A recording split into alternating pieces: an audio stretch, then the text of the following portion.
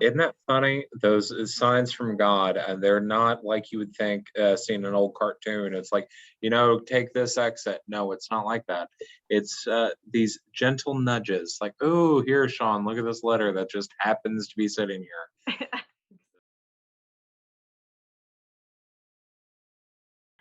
Hello, Sean. Thank you so much for sitting down and chatting with me. What's the recap? What has been your experience with the church? My experience with church, I am from Kentucky, born and raised, small town here in Appalachia, and I'm very gay. So that it seemed to be a little bit of an issue in Christianity here.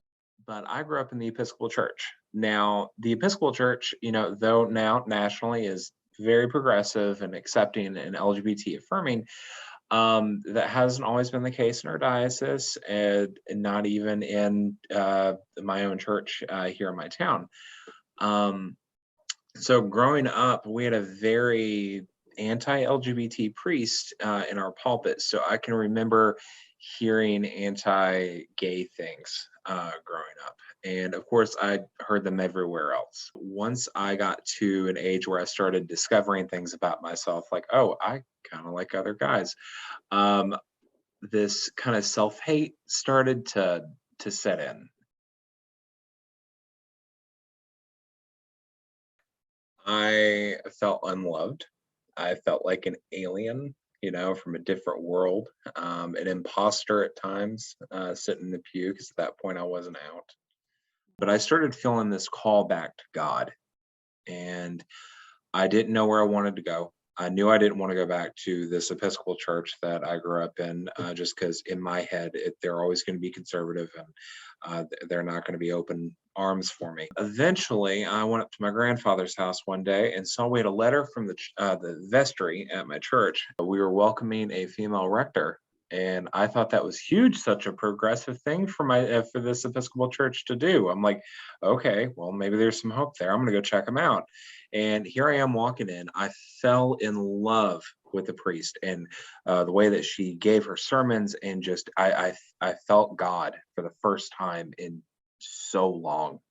And I didn't even go and check out another church, and I felt like I was back home. Yeah. Now I go to church every Sunday. I sit on governing boards for my church and our diocese, and I love it. Yeah. And I love being part of that change.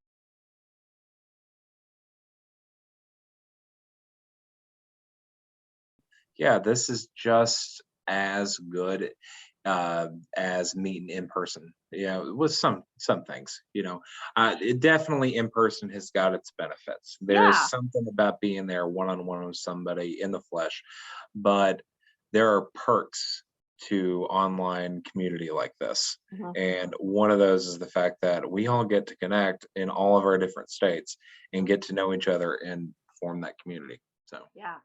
and even in my brick and mortar church here in town, I like the idea of ecumenical work, going out and working with other Christians from other denominations. And I see like Tapestry being another form of that. You're not an Episcopalian, but I love to sit and learn from you, and that has been one of the greatest experiences with this. I've taken what I've learned with Tapestry back to my own church.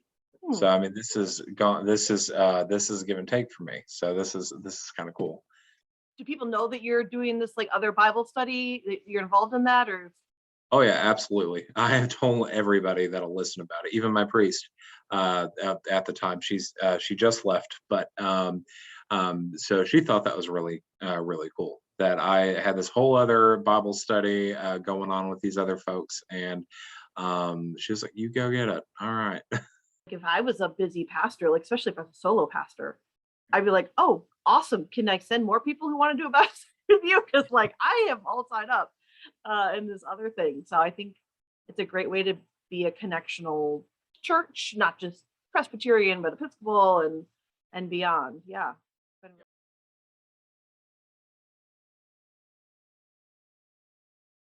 Tapestry is needed because this provides a good platform for folks to openly talk about their beliefs, their struggle with faith, with Christianity and Christians, without being judged.